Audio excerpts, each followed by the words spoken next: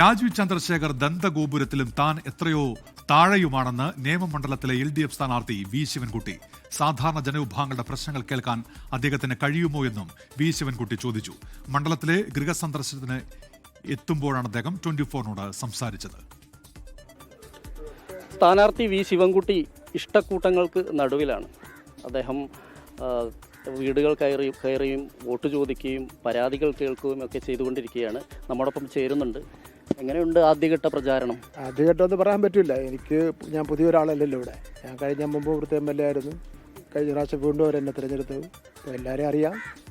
പരിചയം പുതുക്കിയും പാർട്ടിക്കാരോടും പാർട്ടിക്കാരല്ലാത്തവരും ഒക്കെ വരുമല്ലോ മന്ത്രി കാണുന്നതിന് വേണ്ടി, MLA കാണുന്നതിന് വേണ്ടി. അവരുടെ പരാതി കേട്ട് ഇതൊരു അവസരമാണല്ലോ. ഞാൻ ഈസ്റ്റ് മണ്ഡലത്തിലെ MLA ആയിരുന്നു.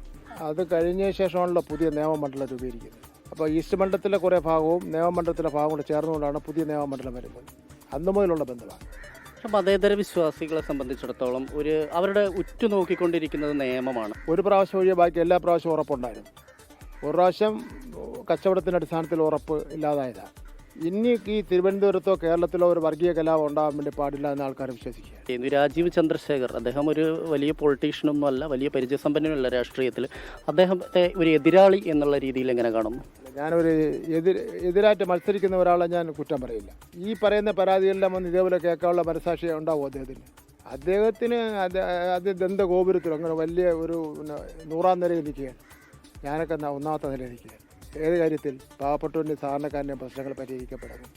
അദ്ദേഹത്തിന് ഇതുപോലെ വന്ന് ഒരു മണിക്കൂർ നേരം വന്ന് ചിലവഴിച്ച് അവരോട് ഏതൊക്കെയാണെന്ന് ചോദിക്കാനുള്ള സമയം കിട്ടുമോ?